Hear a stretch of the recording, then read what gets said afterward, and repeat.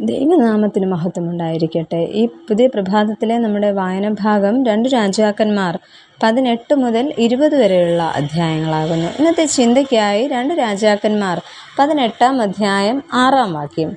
അവൻ യഹോവയോട് ചേർന്നിരുന്ന് അവനെ വിട്ടു പിന്മാറാതെ യഹോവ മോശയോട് കൽപ്പിച്ച അവൻ്റെ കൽപ്പനകളെ പ്രമാണിച്ചു നടന്നു. വേദപുസ്തകത്തിൽ ഏറ്റവും ശ്രദ്ധേയനായ രാജാക്കന്മാരിൽ ഒരാളായ ഹിസ്കിയാവിനെ കുറിച്ചാണ് ഇന്നത്തെ പാഠഭാഗത്ത് വിവരിക്കുന്നത്. ഒരു വിശ്വാസിയുടെ ജീവിതത്തിലെ പ്രധാനമായ 3 തലങ്ങളെ ഈ അധ്യായം വെളിപ്പെടുത്തുന്നു.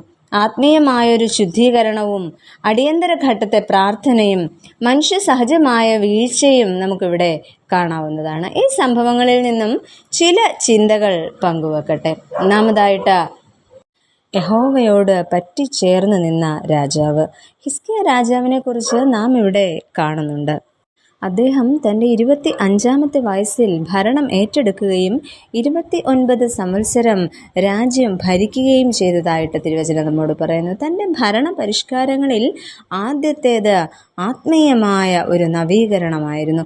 ദാവീദ് ചെയ്തതുപോലെയൊക്കെയും യഹോവയ്ക്ക് പ്രസാദകരമായത് ചെയ്തിരുന്നു എന്ന് നമുക്ക് വായിക്കുവാനായിട്ട് സാധിക്കുന്നു. മാത്രമല്ല, 2 രാജാക്കന്മാർ 18-ാം അധ്യായത്തിൻ്റെ 4-ാം വാക്യത്തിൽ ഇപ്രകാരം പറയുന്നു: അവൻ പൂജാഗിരികളെ നീക്കി വിഗ്രഹ സ്തംഭങ്ങളെ തകർത്ത് അശേര പ്രതിഷ്ഠയെ വെട്ടിമുറിച്ച് മോശെ ഉണ്ടാക്കിയ താമ്രസർപ്പത്തെയും ഉടച്ചു കളഞ്ഞു.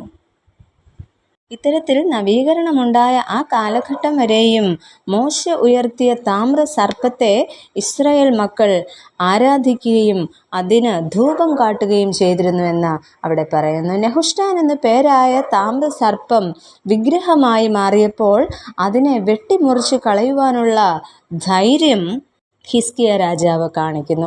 ഇത്തരത്തിൽ നമ്മുടെയും ജീവിതത്തിലുള്ള ദൈവതുല്യമായി നാം കാണുന്ന താമ്രസർപ്പങ്ങളെ, അതായത് ചില വസ്തുക്കളെ, ചില ബന്ധങ്ങളെ, ചില അധികാരങ്ങളെ, ചില ആഗ്രഹങ്ങളെ തകർത്തു കളയുവാൻ നമുക്ക് സാധിക്കണം. അതിന് സാധിക്കണമെങ്കിൽ യഹോവയോട് പറ്റിച്ചേർന്ന് നാം ജീവിക്കേണ്ടതായിട്ടുണ്ട്. ഇത്തരത്തിൽ ലോകത്തിൻ്റെ ബാഹ്യമായ സമ്മർദ്ദങ്ങൾക്കിടയിലും ദൈവത്തോട് പറ്റിച്ചേർന്ന് നിൽക്കുവാൻ നമുക്ക് സാധിക്കണം. രണ്ടാമതായിട്ട്, മരണത്തെ പ്രാർത്ഥനയാൽ തോൽപ്പിച്ച രാജാവ്.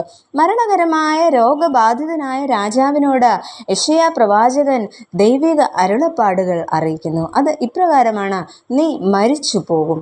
ഉടനെ ഹിസ്കിയാവ് ചെയ്യുന്നത് പ്രാർത്ഥിക്കുക എന്നതാണ്. അവിടെ ഹിസ്കിയാവ് നടത്തുന്നത് വെറുതെ ഒരു പ്രാർത്ഥനയായിരുന്നില്ല. ഞാൻ വിശ്വസ്തയോടും ഏകാഗ്രതയോടും കൂടെ തിരുമുമ്പിൽ നടന്നു എന്നത് ഓർക്കണമേ എന്ന് പറഞ്ഞ് തൻ്റെ ദൈവത്തോട് കരഞ്ഞ് പ്രാർത്ഥിക്കുന്നതാണ് നമുക്ക് കാണുവാൻ കഴിയുന്നത്. അതിൻ്റെ ഫലമോ ആയുസ് 15 സംവത്സരം നീട്ടിക്കൊടുത്തു എന്ന് കാണുന്നു. അങ്ങനെയെങ്കിൽ വിധിയെപ്പോലും മാറ്റിയെഴുതുവാൻ പ്രാർത്ഥനയ്ക്ക് കഴിയും. നമ്മുടെ ദൈവം കണ്ണുനീർ കാണുന്നവനും നമ്മുടെ പ്രാർത്ഥന ശ്രദ്ധ വെച്ച് കേൾക്കുന്നവനുമാണ്. അങ്ങനെ തൻ്റെ മരണത്തെ പ്രാർത്ഥനയാൽ തോൽപ്പിക്കുവാൻ ഹിസ്കിയ രാജാവിന് സാധിച്ചു. ഇത്തരത്തിൽ ഹിസ്കിയാവിൻ്റെ ജീവിതം നമുക്ക് വലിയൊരു വെല്ലുവിളിയാണ് നൽകുന്നത്.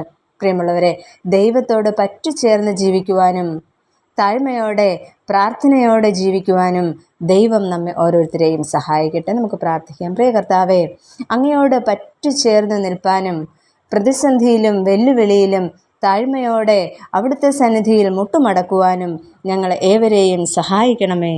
ആമേൻ.